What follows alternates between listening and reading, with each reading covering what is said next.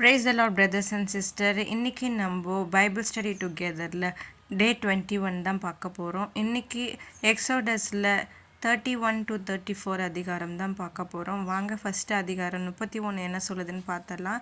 இதில் வாசஸ்தலத்தின் கட்டுமானத்தை மேற்பார்வையிட குறிப்பிட்ட நபர்களான பெசலேல் மற்றும் ஓஹோலியாப் ஆகியோரை கடவுள் நியமித்து மற்றும் வேலையை முடிக்க அவர்களுக்கு கடவுளின் ஆவியை அளித்து பிறகு இஸ்ரவேலர்களுடன் கர்த்தரின் உடன்படிக்கையின் அடையாளமாக ஓய்வு நாளை கடைபிடிப்பதன் முக்கியத்துவத்தை மீண்டும் வலியுறுத்துகிறது.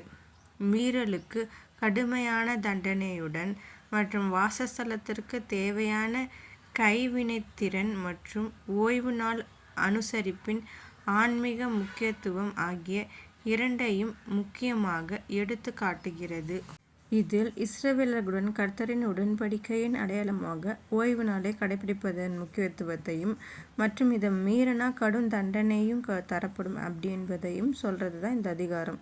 அடுத்தது அதிகாரம் 32. இதில் மோசே சீனாய் மலையில் இருந்தபோது இஸ்ரவேலர்கள் தங்க கன்றுக்குட்டியை உருவாக்கியதை பற்றியும் மற்றும் அதை சிலையாக வணங்கியதை பற்றியும் தங்கள் கீழ்ப்படியாமை வெளிப்படுத்துகிறது பற்றியும் கர்த்தர் அவர்களை அழிப்பதாக அச்சுறுத்தினார்.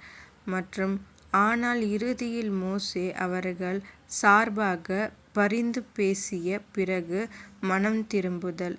இந்த நிகழ்வு பெரும்பாலும் இஸ்ரவேலர்களால் கர்த்தருக்கு எதிரான ஒரு பெரிய கிளர்ச்சியாக விளங்கப்படுகிறது மற்றும் இது உருவ வழிபாட்டின் ஆபத்துகளையும் கர்த்தரின் உடன்படிக்கைக்கு உண்மையாக இருப்பதன் முக்கியத்துவத்தையும் எடுத்து காட்டுகிறது. இதுதான் இந்த அதிகாரம் 32.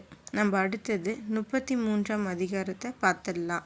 இதில் இஸ்ரவேலர்கள் தங்க கன்றுக்குட்டியுடன் செய்த பாவத்தின் விளைவு மற்றும் அவர்கள் கீழ்ப்படியாமையின் காரணமாக வாக்கு பண்ணப்பட்ட தேசத்திற்கு செல்லும் பயணத்தில் உடல் ரீதியாக அவர்களுடன் செல்லக்கூடாது என்ற கர்த்தரின் முடிவை எடுத்து காட்டுகிறது.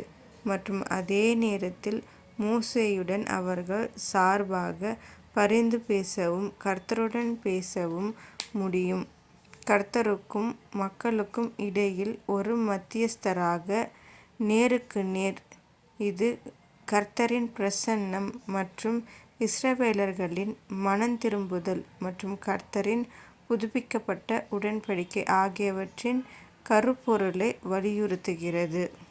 இவைகள் தான் அதிகாரம் 33. நாம் அடுத்து பார்க்க போகிறது 34வது அதிகாரம். இதில் இஸ்ரவேலர்களுடனான கர்த்தரின் உடன்படிக்கையை புதுப்பித்தல் மற்றும் அங்கு கர்த்தர் இரக்கமுள்ளவராகவும் இருக்கிறார் மற்றும் கோபத்திற்கு தாமதமானவராகவும் மற்றும் உறுதியான அன்பில் நிறைந்தவராகவும் தனது குணத்தை வெளிப்படுத்துகிறார். பிறகு அதே நேரத்தில் அவருடைய கட்டளைகளுக்கு கீழ்ப்படிவதன் முக்கியத்துவத்தை மீண்டும் வலியுறுத்துகிறார்.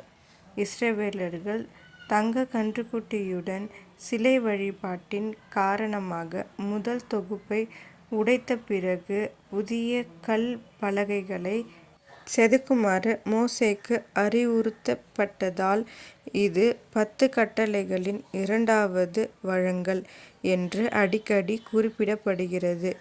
எஸ் பிரதர்ஸ் அண்ட் சிஸ்டர், பாருங்க, இஸ்ரவேல் மக்களுடைய கீழ்ப்படியாமையை கர்த்தர் மன்னித்து அவங்களுக்கு மறுபடியும் ஒரு சான்ஸ் கொடுத்து 2வதாக 10 கட்டளைகளை அவங்களுக்கு கொடுத்துருக்காங்க.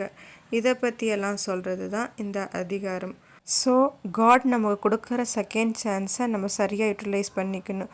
அப்பா பிதாவே, இஸ்ரவேல் மக்கள் கீழ்ப்படியாமையை மன்னித்து அவங்களுக்கு ஒரு செகண்ட் சான்ஸ் கொடுத்தது போலவே எங்களோட வாழ்க்கையில் நாங்கள் செய்த தவறுகளையும் பாவங்களையும் மன்னித்து எங்களுக்கு செகண்ட் சான்ஸ் கொடுங்க. அந்த செகண்ட் சான்ஸில் நாங்கள் உங்களுக்கு பிரியமானவங்களாக நடந்து கொள்ள கிருபை செய்யுங்க இயேசுவே. என்றும் நீங்கள் சொன்ன வார்த்தைகளை கடைப்பிடிக்கிற பிள்ளைகளாக நாங்கள் இருக்க கிருபை செய்யுங்க இயேசுவே. ஆமேன். ஓகே பிரதர்ஸ் அண்ட் சிஸ்டர், இன்றைக்கி நம்ம படித்த பைபிள் ஸ்டடி டுகெதர் உங்களுக்கு ரொம்ப யூஸ்ஃபுல்லாக இருந்திருக்குன்னு நினைக்கிறேன். அடுத்த வீடியோவில் பார்க்கலாம். Subscribe my channel.